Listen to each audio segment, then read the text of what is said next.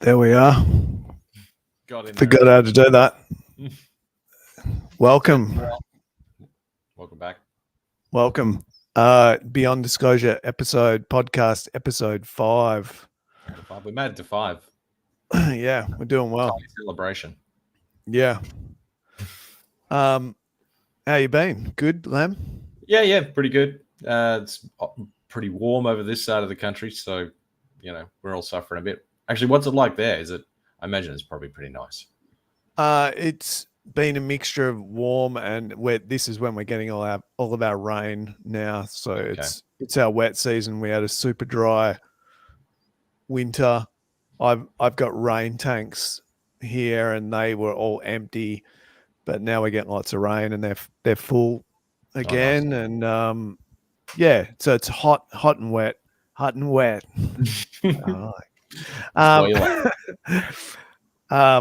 Yeah, but everything's pretty good.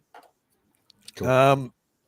Some interesting things to talk about in the UFO world from the last couple of weeks. Even just recently, just within the last few hours, I just found out that, as the title suggests, Grusch has been on Rogan, and they just uploaded the episode. I would have watched it. I just haven't had time. I literally found out an hour or two ago. So yeah, and you just told me. I didn't know either. Unexpected. That's it there. Yeah, and this is a huge 15-minute YouTube clip that's up, but there's the full interviews on Spotify. Goes for 2 hours 40 minutes or something. Yeah, when Joe's got that exclusive or whatever it is with Spotify. So yeah, and look, I think most people aren't. We're not going to think that's going to be something brand new come out. I mean, I've actually read a couple of tweets by John Greenwald Jr. I'm not sure if the viewers know who he is from the Black Vault. He's a pretty solid researcher involved in a lot of FOI stuff. But he did tweet out about, they did talk about his PTSD, and I think they, sort of touched on mental health a bit. And so that was, Joe's never going to shy away from those kind of things. Whatever you think of him, he's pretty open, and it's good to, at least get the human side and element of it in there. But you generally always get that with the Rogan. So, yep. And we haven't heard that there's anything really new in that interview, but it's only hasn't been out for too many hours yet. So we'll have to go and watch it or listen to it rather over the next day or so. And yeah, I'm sure it's a good interview, but David Grusch has done a few now.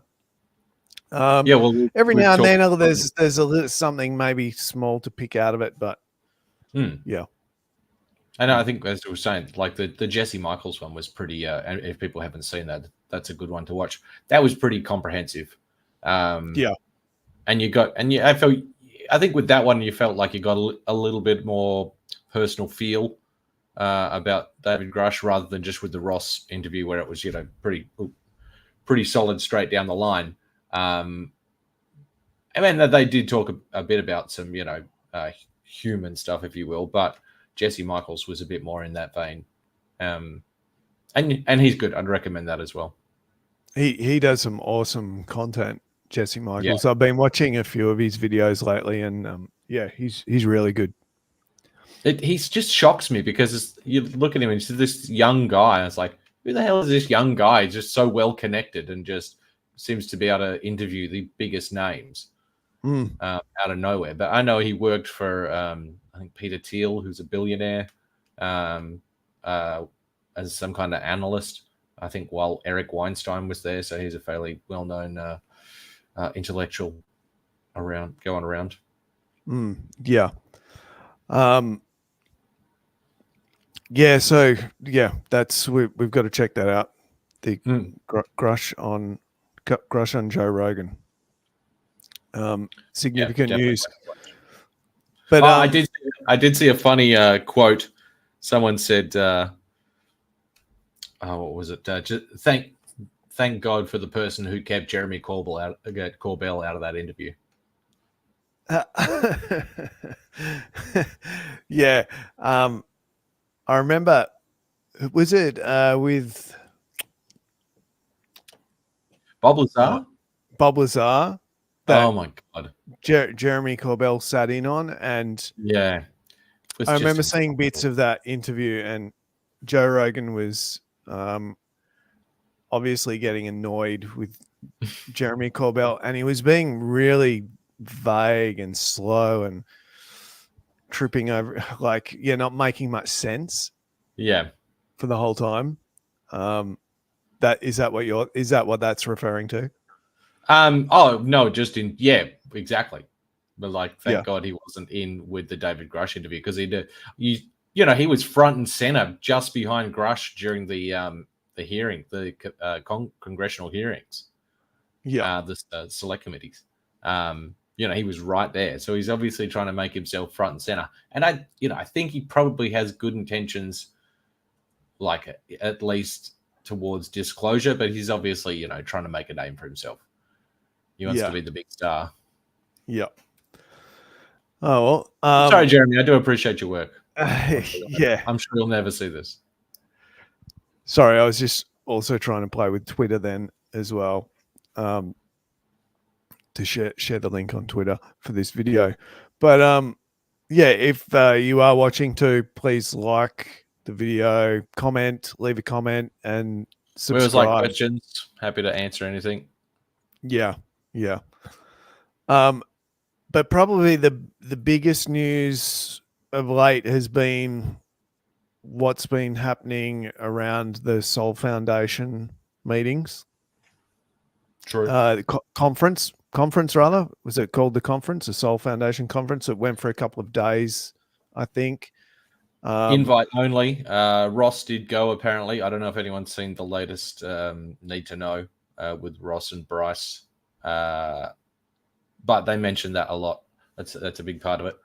Do you want to explain a little bit before we get into talking about the conference what the Soul Foundation is? Yeah, I've got a little bit written here about what the Soul Foundation actually is all about. I can share their website as well here. Yeah. So I guess the main thing to realize is it's founded by Gary Nolan in 2018. The foundation's mission is to promote research in basic and applied science with focus on the neuroscience of consciousness, the role of consciousness in human health and disease, and the search for extraterrestrial intelligence. So pretty much in the ballpark of all the people we've been talking about.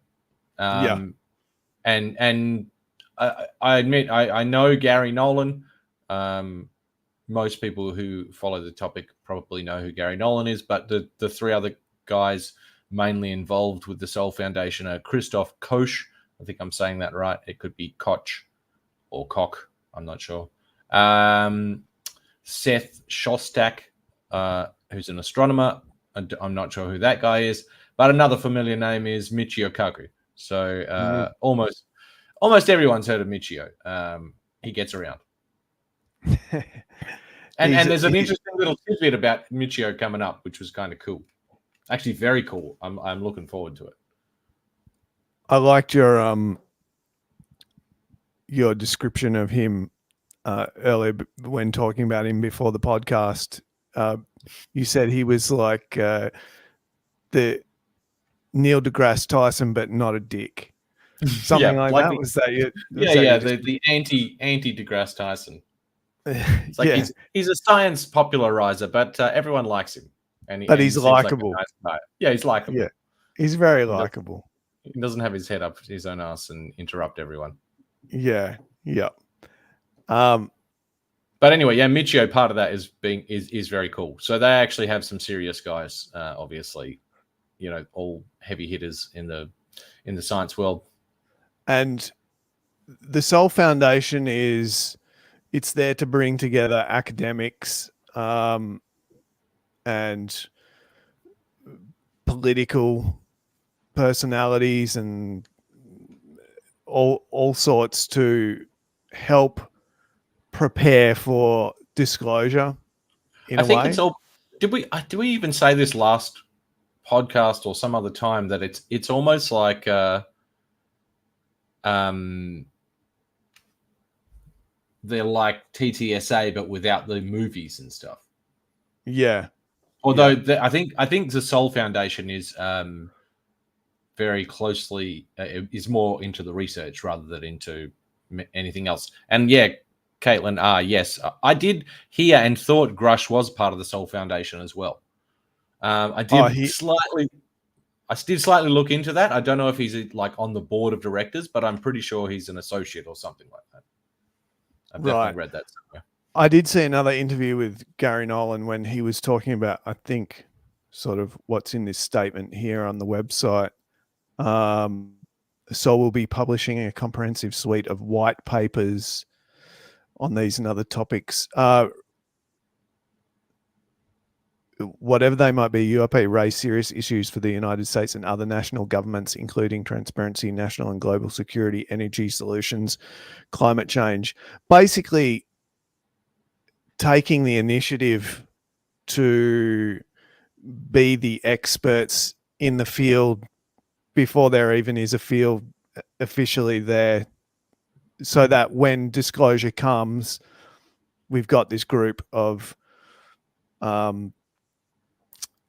people that have already done a lot of the groundwork in preparing how this is what's going to happen through the political stage and through the different sciences and that's my basic understanding of what Soul is there for, right? Yeah. And like I said, I think they've got a lot of good people. And now, obviously, Colonel Karl Nell is kind of on board with these guys as well. And he's, there's the route, because we did talk about Kirkpatrick stepping down as the head of Arrow. And there have been rumors flying around that this guy, Colonel Karl Nell, who is now very heavily associated with the Soul Foundation, could be up to replace him. So that'd be pretty interesting. He's a pretty forward-looking guy when it comes to this kind of stuff. So, I've also heard the opposite as well. Is that maybe that's a bit of a rumor, and I think Matt Ford made a statement on, because I think, was he there too? I got a feeling Matt Ford was there as well.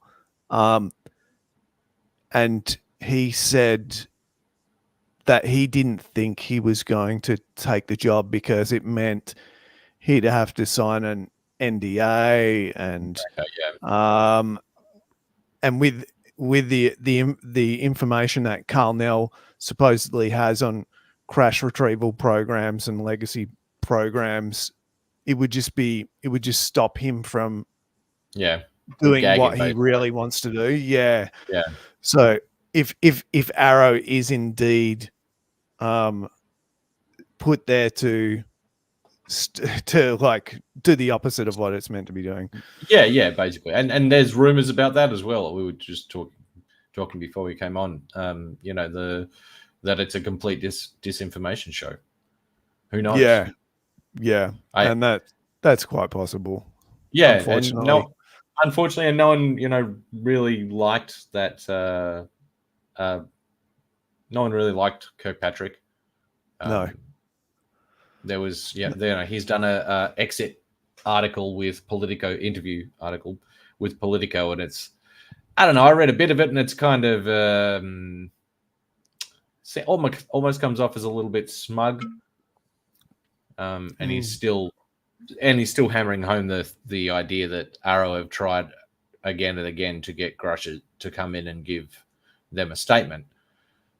But there's a lot of excuse making back and forth, and you'd have to look into the exact communications, but it's really just one crowd versus the other crowd, really.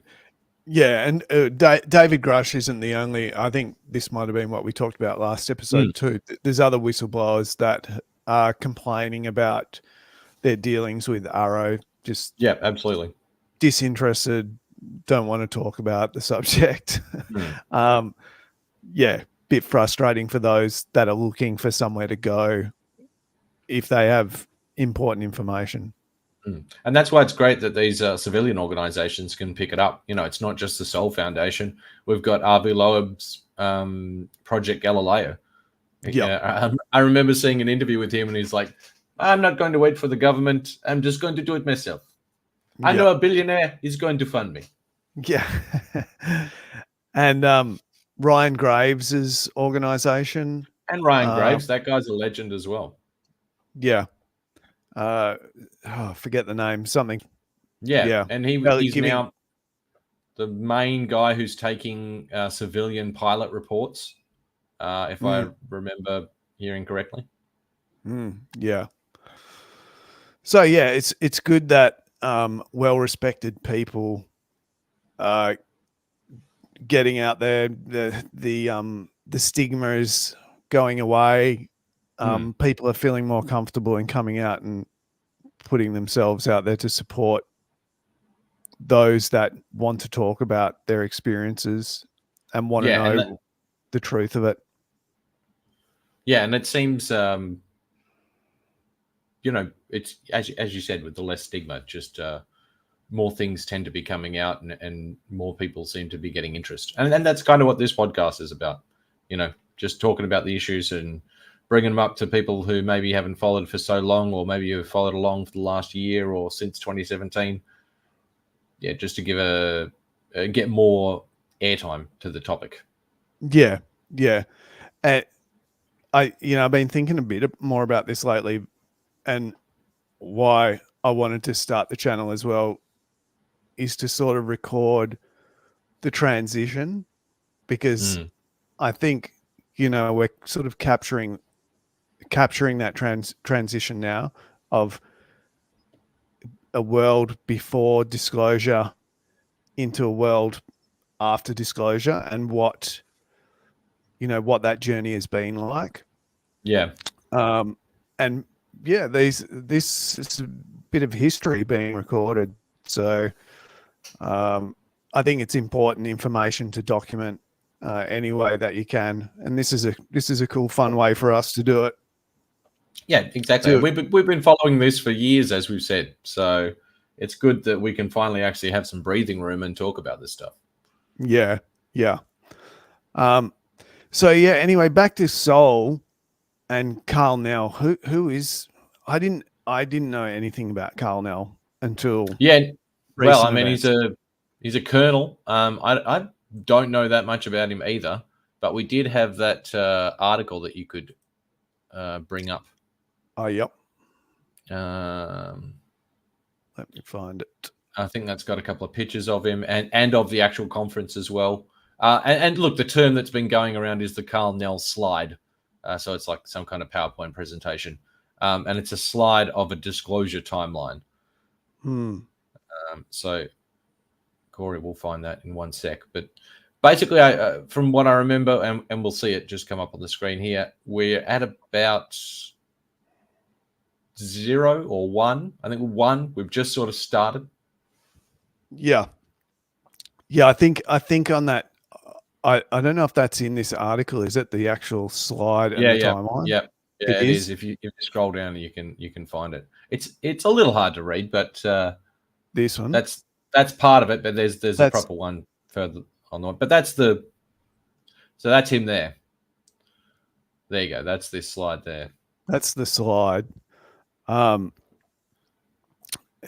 under here it says, in one slide above, Colonel Nell projected strategic hopes that disclosure on the UAP issue would be complete by October 1, 2030. Although he admitted his timeline targets were at risk of falling behind, Colonel Nell was previously a modernization advisor to Army Futures Command. A modernization advisor. I've never heard of one of those before. No, neither have I. But there are futurists and people like that. So you've got to have people. I guess if you think about it, if you're a military, you've got to have not only people developing new tactics, but people thinking ahead of like where's the culture and where is the new crazy stuff going to go. Yeah. In the military, that would be quite an interesting position to hold. Well, they probably just made up the title, and it's like, he's the UFO guy. Yeah, maybe, yeah. We'll call him a modernization advisor. Yeah.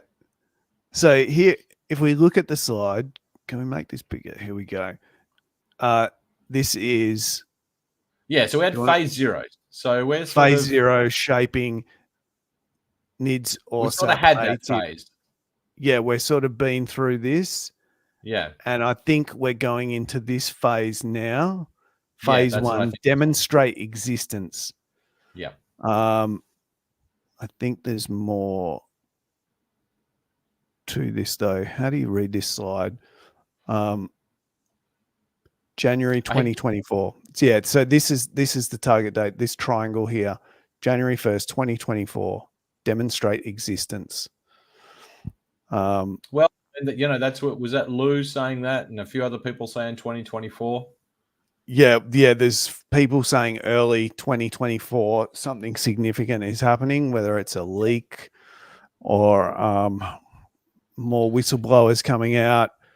I think no one really knows. Yeah, and I my bet, if I was a gambling man, I'd say whistleblowers, or one of the videos that have been floating around and people are like, they're not sure about it, will come out like the Tic Tac and say, yep, it's real. Like, I'm thinking of the MH370 video, or it's the mummies thing, which we will get to in a bit. Yeah. Or the mummies. Also the weather balloons. There might be a statement from the government about on the Corbell shoot down. The Corbell shoot down. With the terrible picture photo. Yeah. Was that from the weather balloon incidents, was it? It was from, because there was 3, right? There was 3 weather balloon incidents. And that was from, it was either from that or the one that was associated with it in the North Pole, because that was around the same time, wasn't it? There was where they chased a group of 3 or something. Yeah. But I think it was one of the weather balloon incidents. Right. Okay. We will bring that up because that's funny. Yeah. It is. And I don't want to rag on Jeremy too much, but come on, man. Yeah. We'll talk about that more, but it was a bit disappointing. So yeah, anyway, phase 1, January 1, 2024, demonstrate existence. Phase 2 of disclosure, correlate signatures. That's the beginning of 2026. So we're going to have 2 years of demonstrating existence. Then we're going to correlate signatures. What does correlate signatures mean? It says, and I don't know if you can read it, but I've got a text version of it here. I'm looking at interactive data approach, reactive analytic approach, hypothesis generation. Yeah, right. Yeah. And explain what you what you think that means. Interactive data approach. Well, maybe opening up, the data that some people have to everyone. That might be a part of it being interactive. A broad base. So there's the acknowledgement that, hey, this is real. We're owning up to it. We got these things. We got all this radar data. We want to study this properly now. Let's start sharing it. Is that what you're thinking? Yeah, and because there have been, I mean, you read so many rumors, but there have been rumors, and I think Bob Lazar actually pointed to this, is that the reason they've had problems going forward in the study is because it's so compartmentalized that normal study, you'd have someone, go, oh, I can't solve this. Oh, come over here and have a look at this. But they can't get that, because everyone's got such a small focus of their attention. You don't have this group dynamic of how humans end up coming up and mastering really great inventions and cracking big things. Most huge scientific breakthroughs aren't just done by one person. They're done by a team of people. Yeah. All right. what's the next phase after that? After correlate signatures, we got 4 years of correlating signatures apparently, and then phase 3 will be to characterize performance. What are the other notes on that phase, Len? Well, I am looking at a Reddit article, but Caitlin R has just added some extra stuff there, so I don't know if I've got the whole picture. But with this one, we're up to phase 3 Phase on this. 3. Forensics predictive integrated. Forensics predicted integrative. Integrated. Yeah. So I think that'd probably just be, looking into the tech and basically. Right. Okay. And then phase 4, determine nature. That's a big phase. Yeah. Well, that's where, is it ET? Is it? That's one of the bigger questions. And I mean, you can cut through a lot of that stuff. A lot of the previous steps are pretty technical, but you can cut straight to, determine nature. I think that's probably the most important question. Is it extra dimensional? Rather, before you find out what they want or why they're here, you have to kind of decide what they are. And yeah, you need a frame of reference to determine how you're going to deal with the problem. If it's ET, okay, we can move forward in this way. If it's extra dimensional, a whole different set of circumstances. And if it's any of the other, plethora of theories that it could be, it all changes. Yeah. What are they here for? But like I said, we've got to work out what they are before we even ask the question of what they're here for. Yeah, that's right. Are they here? Have they been here all the time? How do they sustain themselves? There's lots of theories on their energetic nature or their ability to, or their need to feed off us as energetic beings. Well, this is why I think the whole conversation has been turning towards consciousness, because it's clearly more than just talking about physical beings from outer space. Even if you are talking just about physical beings from outer space, it's still more than that. Because they very rare has any kind of alien encounter. And fair enough, you could discount 99.9% of them, but there have been a hell of a lot of them have been telepathically. Very rarely do these beings actually talk the way you and I talk. So there's at least some interesting thing going on with the brain and consciousness. It was like we were talking about the non-locality and entanglement theory last podcast. It could have something to do with that. Who knows? But clearly something's going on it's not all just physical. Yeah. Or they're from the future. Oh, well, why not both? That's what I've always Yeah. It's pretty. Whenever you ask a question of is it A or is it B, it's probably A, B, C, D, E, F, and G. Yeah. So that is the biggest. I think that's the biggest phase. Determine nature. That's us. Well, that actually it's probably us being told this is what they are, and will everyone accept the official story, or will speculation continue? I think it will.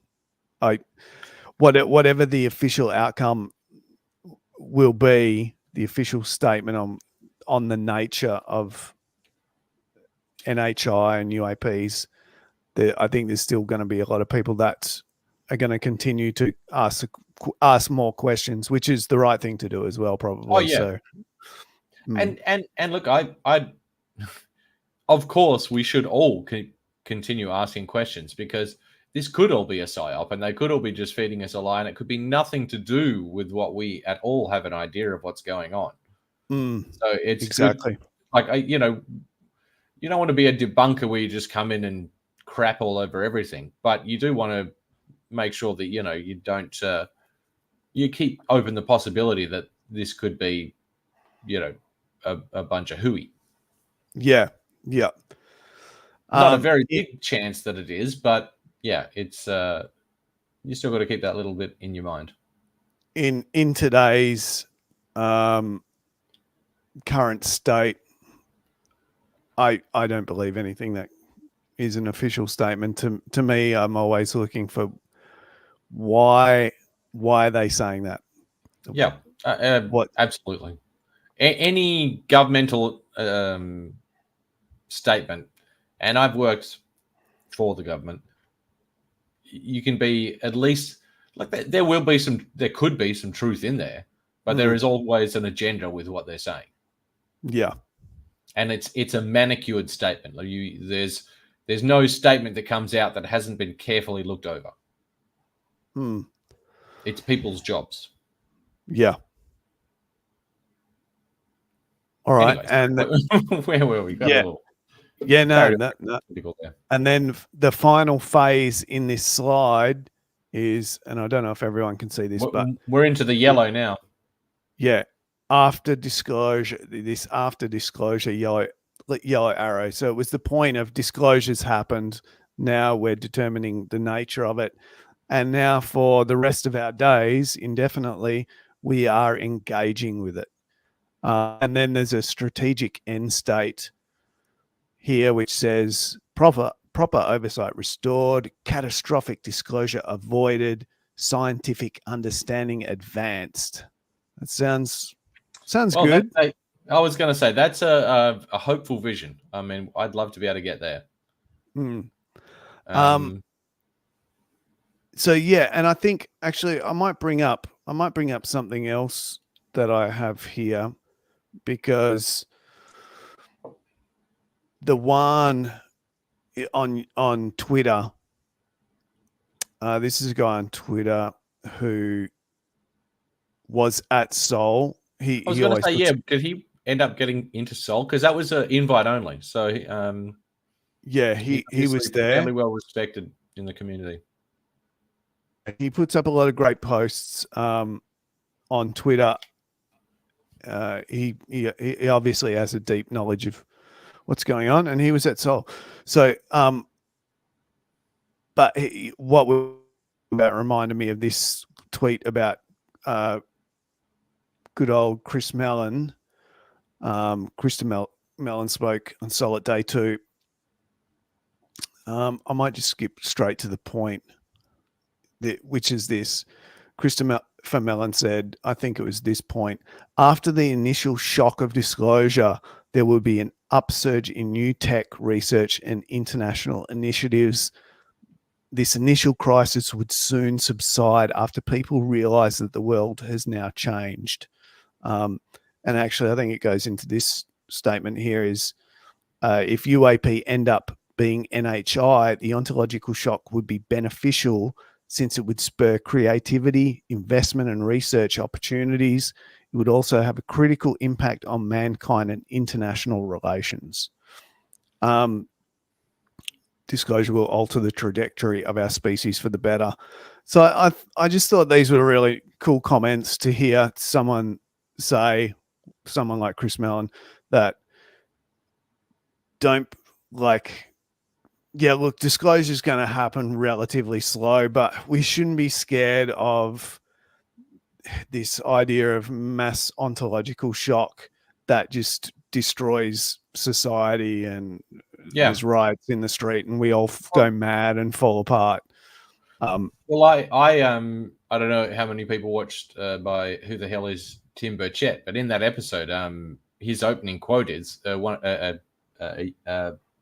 journalist is asking him, are there going to be riots in the street? He goes, hell no, of course there's not going to be riots in the street. 55% of people believe in UAP. That's more than like who voted for the people in Congress, and they have a little chuckle. But there's I think people are definitely ready for it.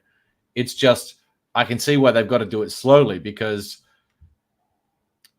ETs are one thing, and you can call them NHI and you can call them whatever you want. But once you start getting into the interdimensional and consciousness-based stuff, that's where I think as soon as that's solidified, and we've talked about this before, with the end of materialism, that's going to break a few brains, I think. Yeah. Especially in the academic community. I think the religious community is going to fare so much better than the academic community. The academic community, especially physics and the hard sciences like that. I mean, the hard sciences will probably still be okay because chemists are still going to be able to do chemical reactions. But astrophysicists, quantum mechanics, all that kind of stuff, they'll suffer a fairly heavy blow. Yeah. String theorists and have been on the ropes for 20 years, and I think it'll be the death knell of them. And there's a lot of people invested in these high level, theoretical physics things. Yeah. No, I think you're right. The slow drip is probably for it's for the scientific community. Really, it's like we can't just blow these guys up straight away. I think the atheists will have a much harder time than the religious people.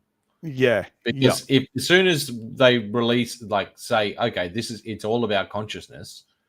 The Buddhists and the Hindus are absolutely fine. Literally nothing changes. That just kind of plays in exactly to what they've been talking about for several thousand years.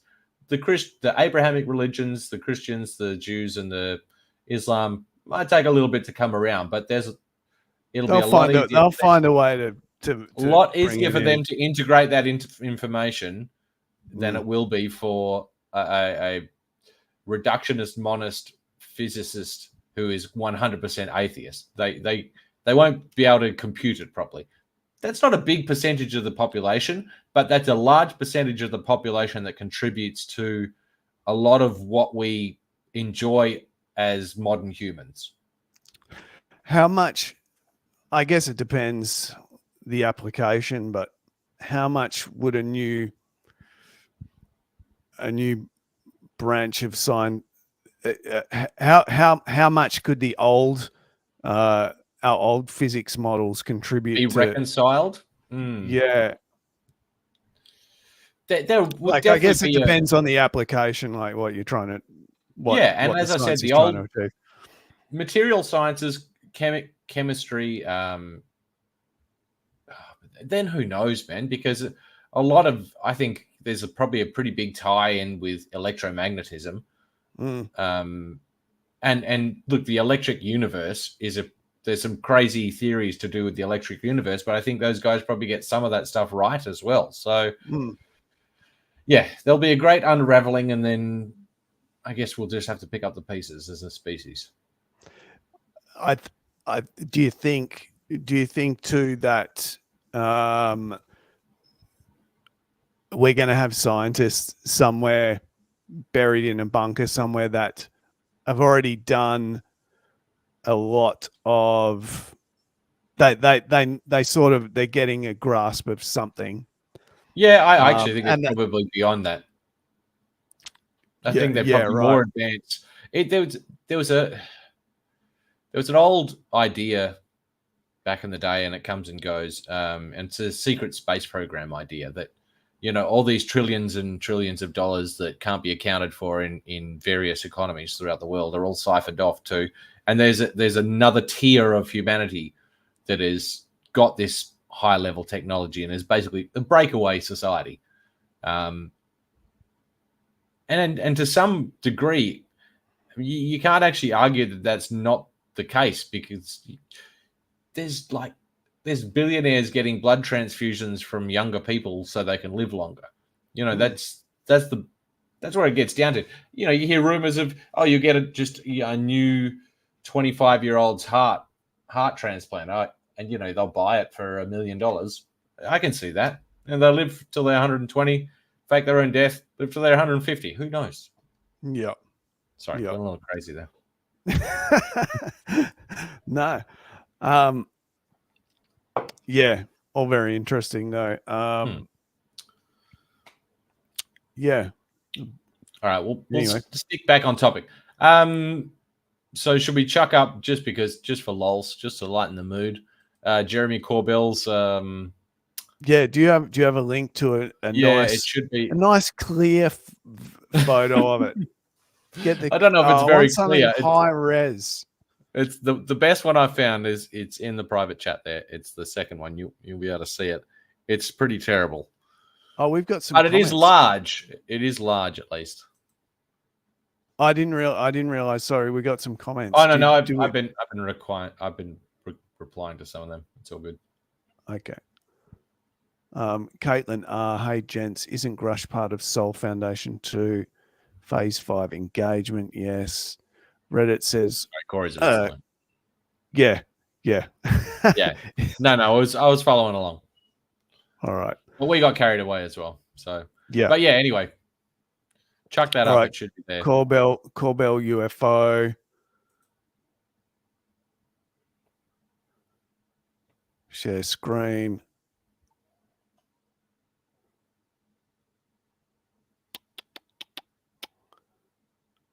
Here we go.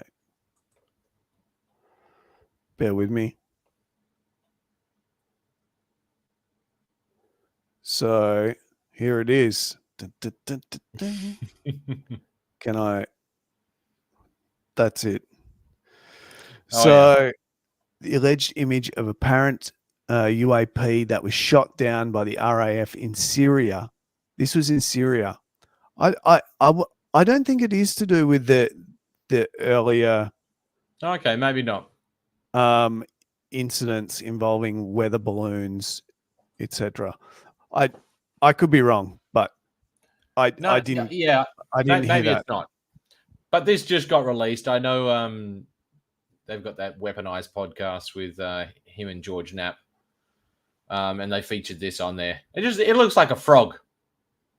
It does. I can see the eyes now on top.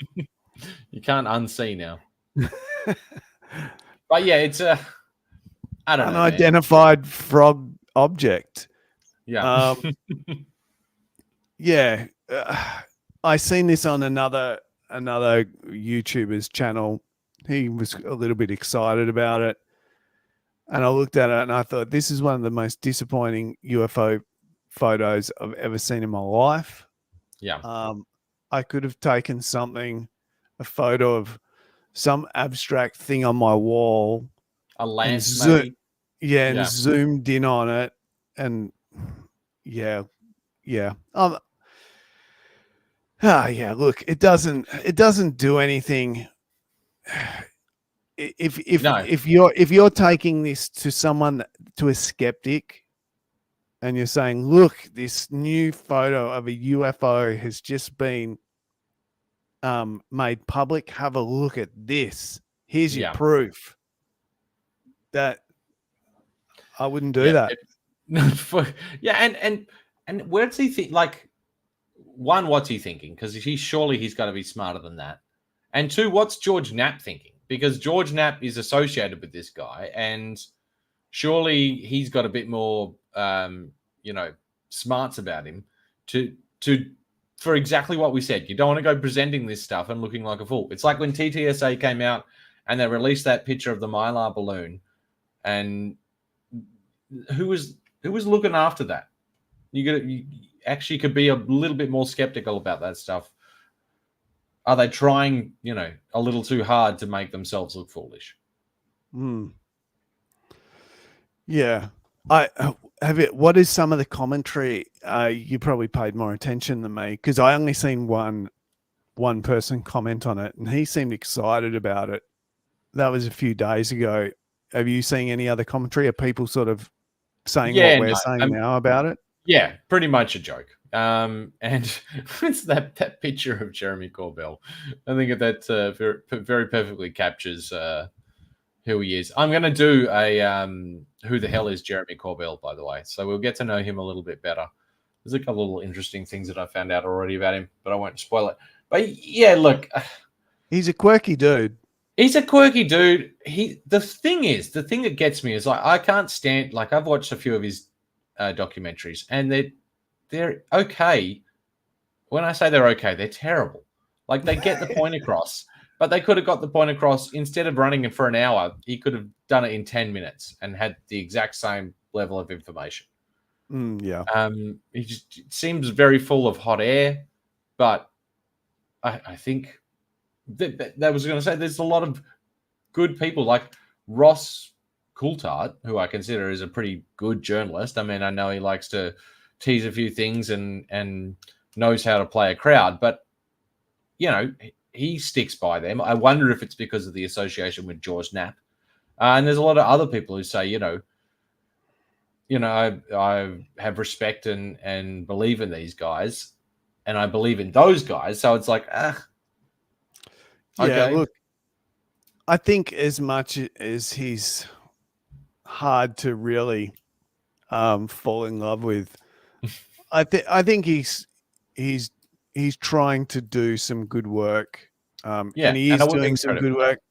Yeah, so we got to give him credit. We got to give some credit, but yeah, he's hard to digest sometimes. Sometimes he's more painful than other times. And yeah, I do have to say that Bob Lazar Netflix, I couldn't watch it all. It I was watched another one about implants, and it was actually like the information was good. But it was the one that was like an hour and 10 minutes, and he literally could have done the whole documentary in 10 minutes. yeah. Oh well, so yeah, that's it. That's the Corbell. That's their big announcement for the latest podcast. Thanks, guys. Yep. Says a lot about us. We're talking about their podcasts. Yeah, I know, right? About their crappy photo. No, look, and like I said, I appreciate the stuff he's done, and obviously George Knapp is a bit of a, he's got a very good name behind him. Has done a lot of good investigative journalism. It's just, when you see stuff like that, it's like, come on, guys.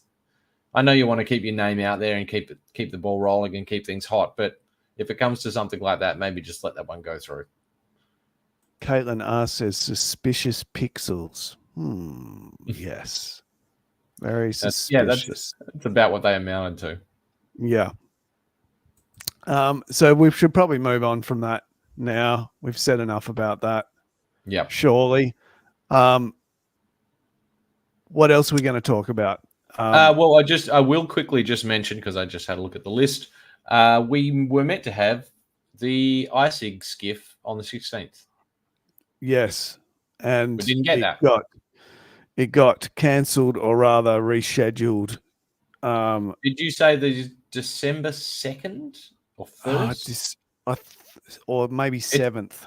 Early December, I'm sure. Yeah, it's early. First week of December. Yep. Almost. So apparently it was all hearings got rescheduled. I think it might have had to have something to do with the new speaker.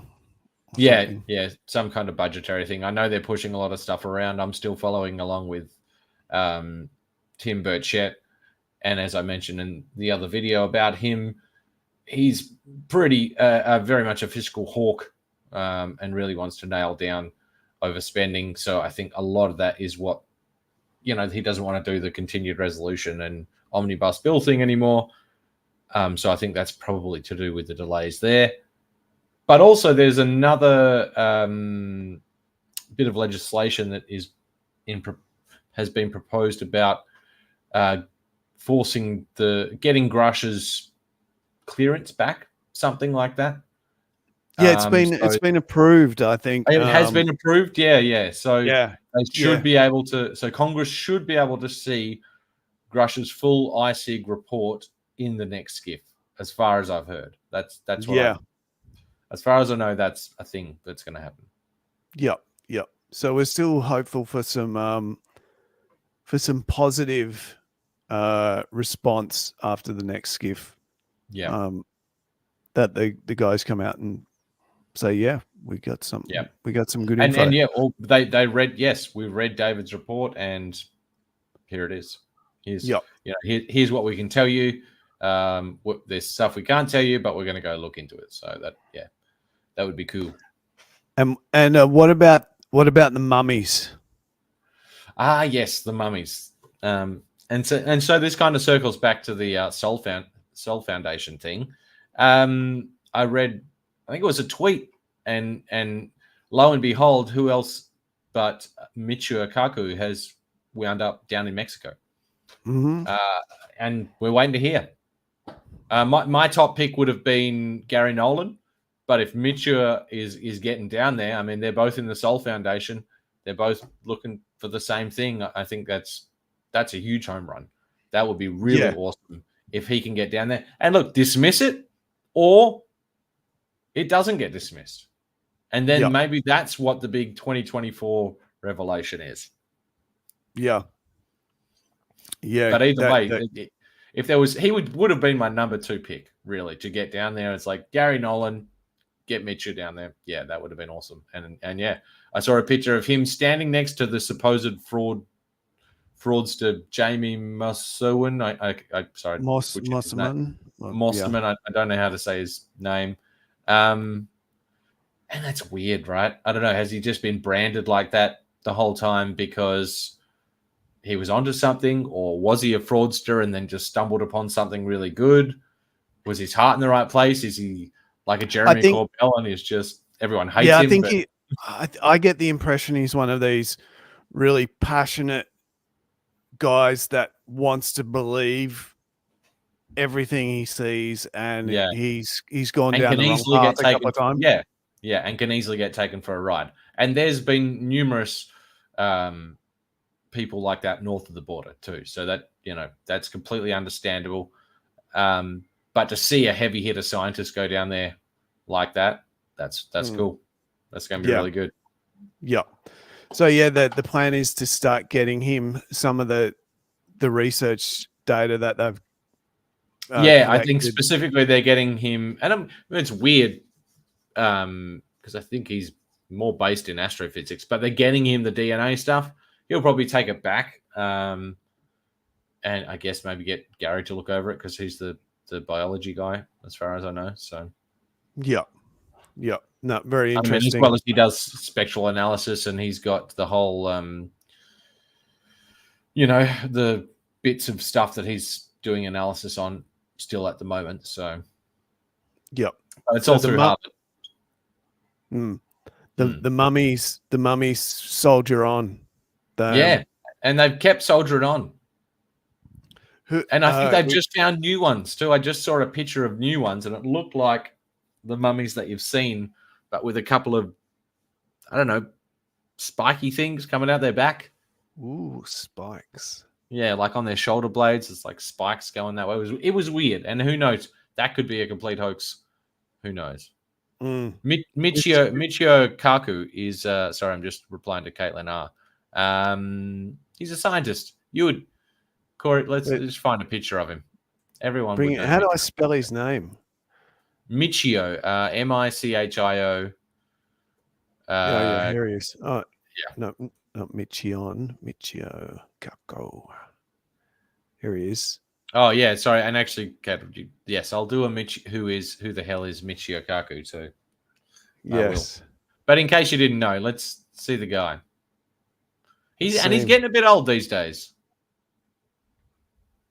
I grew up with this guy. Very likable guy. I was going to say all the interviews I've ever heard, not of him, but in reference to him, everyone always seems to like him. So, Go Michio. Get into that mummy data. Dig right down into it. But yes, I'm going to do a scientist series on who the hell is. So Michio, I think will definitely be in there. He's a very cool guy. That'd be a nice positive one. There's probably not much dirt on that guy. Yeah. All right. So good news with the mummies. They're soldiering on. They're still alive. Let's call them that. What about and just I've heard about it today. I thought it was quite interesting. UFO hovering over. Oh yeah, the India thing. Indian airport. One of the major Indian airports, and it shut it down for several hours by all accounts. Yeah. They apparently delayed flights and had to reroute some flights, I think, and some military jets, I think, were scrambled as well to. Oh, I don't really? know. Yeah, yeah. Not to. I don't think they engaged No, it was kinetically. It was good just phrasing. they think it's from slide 9 or whatever, Ross's slide 9, kinetic engagement. Yeah, They would, but there was jets scrambled out to yeah escort yeah, or and observe. that was one of the big ones. I don't want to say I can't remember the name of the place, but there's some pretty major airports in India, and I mean you've been there, man. You know how big they are. To have one of those shut down for any amount of time from something random flying over the top of it is a pretty big deal. I assume it didn't get much international media attention, but I definitely saw it in a few Indian publications. And there is footage of it too, which I did From a couple of see. angles. Probably it wasn't. I'm It pretty sure it wasn't was more than one. probably. I would imagine so. I mean, it's an airport. There's got to be. Sorry, I might just share my screen because I'm just searching Google at the moment, and the different stories are coming up here. But India scrambles fighter jets to investigate UFO sighting as airport halts flights. Yeah, so it was significant, and yeah, like I said, there is some footage, and probably more than one angle, like you were suggesting. But here's some ads. Yeah, it's not groundbreaking footage from what I've seen a couple of seconds. No, it was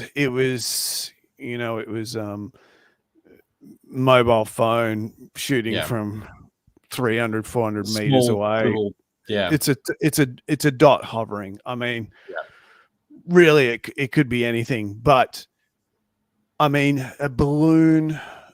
How stationary was it? I haven't looked into it too much, but I mean, if it sat in the same spot for a lengthy period of time, they've got to have radar returns on that, because they're not going to shut down a radar can detect a balloon, and they're not going to shut down an airport just for a balloon. Right. There's hundreds of thousands of millions of dollars going on per hour there. Yeah. One balloon. I mean, it'd have to be a pretty serious balloon to shut down a whole airport for however long it shut it down. Anything over an hour, a balloon would get out of there within an hour. If it was more than an hour and they actually had to shut it down, yeah, of course it was serious. And they scrambled jets. Yeah. Yeah, I doubt they'd scramble jets for a balloon. Yeah, and there's a lot of trained observers that specifically know how to detect balloons rather than, any kind of other aircraft. Well, yeah, I imagine air traffic controllers would be trained in being able to identify those types of things. If it's out there and it's possible that a balloon's going to come across your path, or a drone, or that would be part of your job, is to know what they look like, the signatures of whatever they emit. So definitely interesting. UFO over Indian airport. Imphal. I'm not sure where Imphal is. Do you know where Imphal is in India? No. I'm not sure. I'm just going to Google that.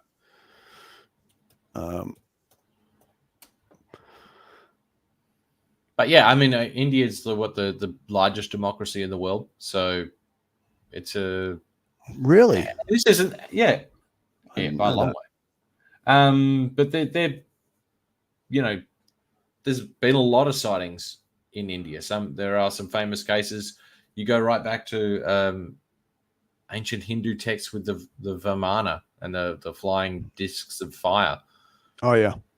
There's actually Imphal, where this happened, was actually in between Bangladesh and Myanmar, Might as well share my screen again. I was going to say I thought it was somewhere not far from Bangladesh, but I'm terrible with geography, so I didn't want to say. Yeah. There's mainland India there, and this is where this sighting occurred. There's info in between Bangladesh and Myanmar, and you've got Thailand down here. But that is still India. Yeah. Yeah, because I think they've got that. They surround Bangladesh. Mm. Yeah. So no, that's interesting. Interesting again. Wonder if we'll hear any more about that. Yeah, there's got to be some information on it. Let's see if the Indian government is any more forthcoming than the US government. And yeah, it seems the Mexican government has been doing pretty much the best so far. So look who's back. BB Phil. BB Phil. Thanks, Phil. Thanks for I was literally just about to bring that up, BB Phil. That was going to be the next thing I was going to talk about. All right, let's talk about it. All right. So for those who don't know, BB Phil's just brought it up. Ross has joined News Nation officially. So he won't just be doing interviews. He's now a special correspondent for them, they call them. But he, on his podcast with Bryce, he did say that he's definitely going to pursue the UFO/UAP topic. But the thing that he's digging into at the moment is the JFK story. Now, they went to great lengths. Man, they talked about JFK for a long time. And for a UFO UAP podcast, they talked about JFK for a long time. That was cool with me because I'm a big JFK conspiracy fan. But what they really tried to do was tie the topic of UAP, UFO, and disclosure to Kennedy. And there's a lot of parallels, like with the cover-up, that kind of thing. I mean, if you think Lee Harvey Oswald killed JFK on his own, then I got a bridge to sell you. Yeah. And so there are a lot of parallels with the cover-up and that kind of thing. But they did hint. Well, basically, what they hinted at was that JFK might have been the disclosure president. He did want to do away with the CIA. CIA seems pretty heavily involved with the disinformation campaign and a whole bunch of other stuff. And JFK did do a famous speech, sort of highlighting the danger of secrecy within the military-industrial complex, and it sounded like he wanted to make sure that wasn't going to happen the way it has happened. Yeah. He did speak to that several times. I just read the rest of the of BB Phil's comment. Isn't he just one Bigfoot phone away? There's a good comment. I would say yes, except I think BB Phil, if I remember correctly, you might be German, but in Australia at least, Ross was always actually a very well-respected journalist. On our 60 Minutes program here, I remember him from that. I remember him just being an everyday 60 Minutes journalist. So I think he gets a bit of credit in Australia that maybe he doesn't get abroad. And he also did Four Corners. So that was the other one. That's the other big one. Four Corners is a very well-respected a current affairs program in Australia. It's by our national broadcaster, the ABC. Whatever you think of them, he'd be a number of a small handful of journalists that have worked on those two most reputable news outlets in Australia. Yeah. So he's very well respected. So to see someone like him go after this topic has been encouraging. Yeah. Oh yeah, and it's been great. It is like I said, if I didn't love the whole JFK thing so much, I might be disappointed that his first thing in News Nation is a whole JFK thing. But I love the topic. That still needs to come out. And look, it actually might have some relevance. the CIA has a lot to answer for. I know that those guys clashed all the time, and not just the CIA, the FBI as well, I'm sure, but all the alphabet soup agencies. Yeah, there's definitely many deep layers to those two topics, and some of those layers would coincide, I'm sure. Yeah. Yeah. Bigfoot, when's that getting disclosed? We'll have to wait for him to walk up onto the step. It'll be Bigfoot stepping out of the UFO on the White House lawn. Onto the White House. Bigfoot's on the White House lawn. Yeah. that was my Chewbacca impersonation. Corey's best Bigfoot. Whoa. But yes, also anyway, and speaking of Ross, yeah, interesting that he's going to News Nation, but I also am going to do a Who the Hell is Ross Coulthard and continue on the series that we started. But also, please give us suggestions if there's anyone you guys want us to look a bit further into. Yeah. So yeah, Lemmy, you did the first episode of Who the Hell is the other day, and you're gonna keep building on that. Who's next episode? I think Ross is definitely up there because there's a few little interesting things that I think the broader audience wouldn't know about him. But also, I definitely want to get into Jeremy Corbell, but also probably a scientist as well. So I don't know. I'm thinking maybe Gary Nolan. He seems like a pretty ripe candidate. But as I said, if we've got anyone who makes suggestions, David Grusch will definitely be there. I'm going to cover whistleblowers, scientists, journalists, everyone who's associated with this topic, researchers. So yeah, anyone that you guys want to know about, I will eventually get to them. I want to try and make this a continuing series for as long as we're doing this. Oh, and actually, I've before we end the podcast, because we're getting sort of to the end soon. I've been playing around with the merch store, and yeah, you can't actually, until you meet YouTube's requirements, you can't put the merch on the YouTube page, but I can put a link to a merch store in the description below, which it's not there yet if you're watching this live, but I will put it in later, and I might just show you them because you can now order some merch if that's what you want to do. We got women's premium shirts, aprons, tote bags, selling out, baby, hoodies. Although I'll probably get some of this. They don't look too bad. The apron, come on. I'll wear it. I'll get an apron. Oh, there's a coffee mug. I should get a coffee mug. Definitely get a coffee mug. Problem with the coffee mug though is the font is white, so you can't see it. But you still get the logo there, and it's a couple of different colors. So a mug and an apron. Look, Christmas is coming up. It's Black Friday. Oh yeah, but these aren't on special. But yeah, no. Who cares? But they help. Buy them for a loved one for Christmas. Buy them a coffee mug and an apron. Buy your mum. I like that color.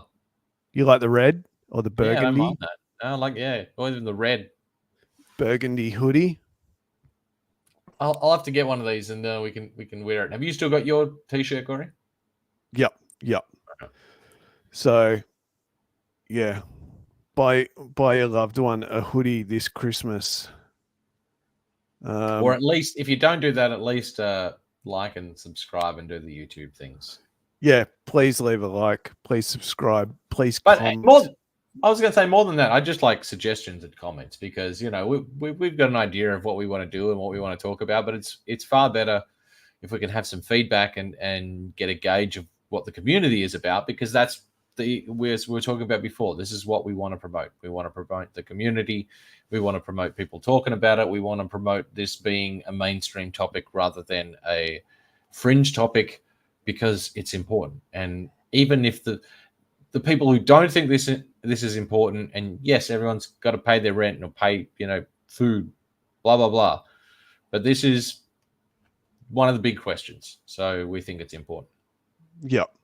And we're just regular civilians, like most of you guys probably watching. You're probably not a high level politician or a media mogul or any of those things. So we're the civilians. We need to keep asking the right questions to get the answers we deserve, so that we don't get lied to again. Yeah, break through to the next level. We've been stuck here for a while. I think it's definitely time we can move on from this mode of being. Yeah. So anything else, Lem? No, I think we've pretty much covered it all. Yep. Awesome. Thanks for the people who stopped by, BB Phil and Caitlin R. Good to have you along. Thanks for the comments. Hopefully we'll see you guys again soon. We'll see you soon. I will try and do a Who the Hell Is very soon. We'll try and schedule it for next Wednesday, but we'll see how we go. Yep. All right. Thanks, everyone. Cool. Thanks, Lam. Cheers, guys. Have a good night. Talk to you later. See ya. Take care, man. See ya.